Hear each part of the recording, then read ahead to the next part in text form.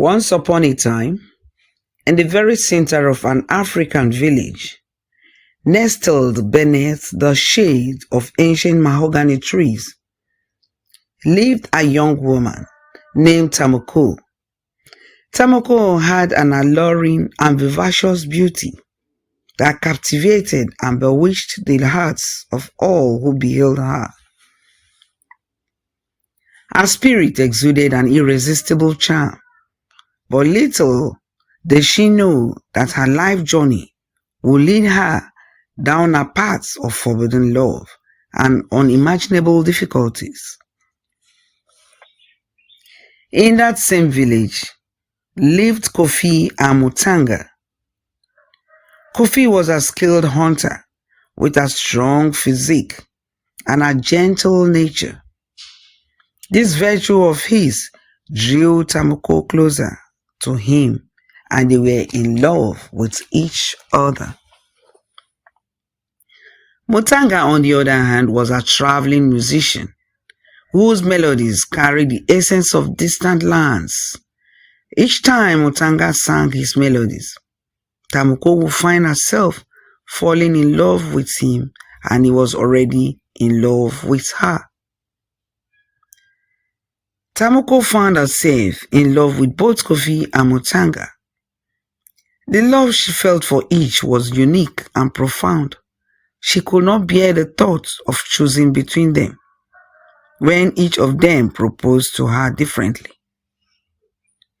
The two young men did not know the dilemma she was in as she fought with the love that flowed in her veins for each of them.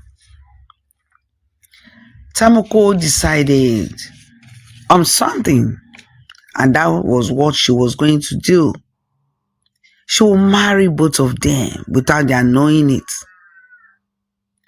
But that was forbidden in the village.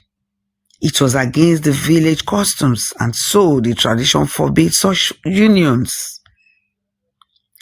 In secret, Tamuco married both Kofi and Mutanga, believing that love should not be confined by societal norms. She hoped that her love and marriage to the two loves of her life would be strong enough to withstand the challenges that lay ahead, and she was ready to face them. However, the traditions of the people soon caught up with her. Tamuco fell ill. In that village, any lady that was married to a man was already tied. I will not be able to sleep with another man. If she did that, the gods will hold her and she will not be able to be okay. So Tamuco became so sick that Kofi took her to her family. Mutanga was always on a journey, playing his music.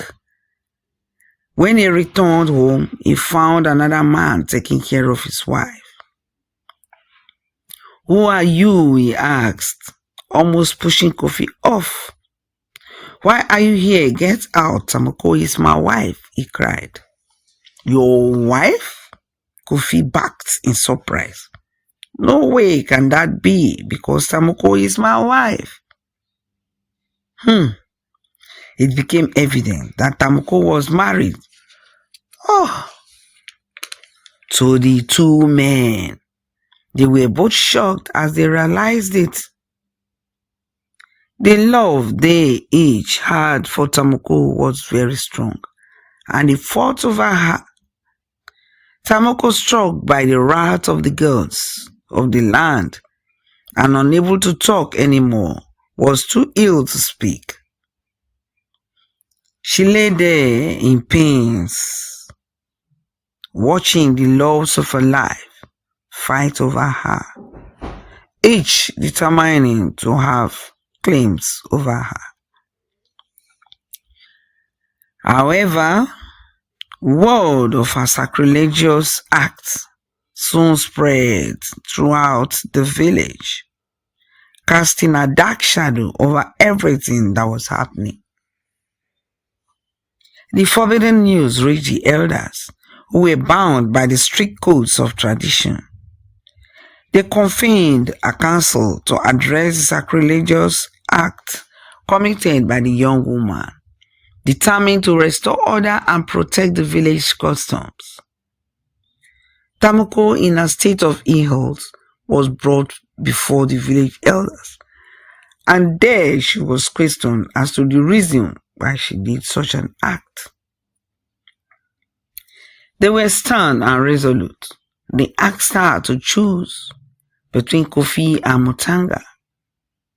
But Tamuco refused, shaking her head.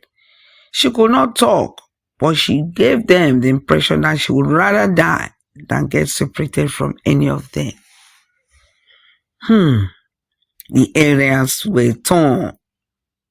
On one hand, they recognized the purity of Tamuco'S love for both men, but on the other, they were bound by the traditions that governed their village for generations.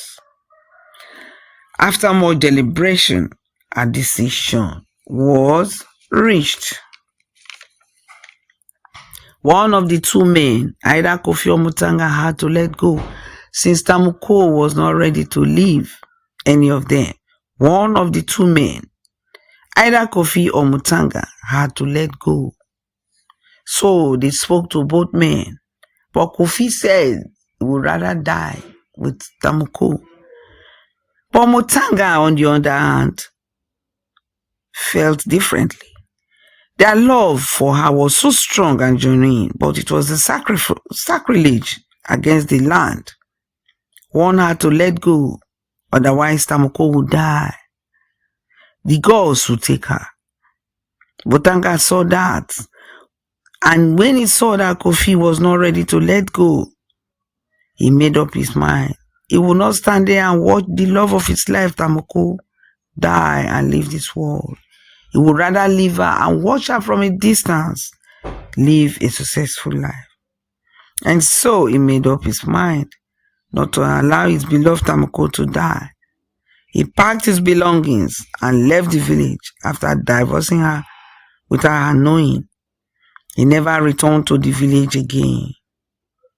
The elders did the necessary rituals to the gods and cleansed the land over Tamuco's act. She started getting better in health and was taken back to Kofi's house to live. Tamuco always cried for her beloved Mutanga, but Mutanga had left the village broken-hearted. As Tamuco's health healed up, she sat each day crying for her beloved. Kofi tried his best to give her all the love he could. It was later discovered that the two men were her husbands in the previous lives and had come to, in that present life, to marry her again. But the tradition came in between them of the land. That's the end of the story. Please like, subscribe, and share the videos so that we can reach a lot of people to share our cultural heritage. Thanks for watching.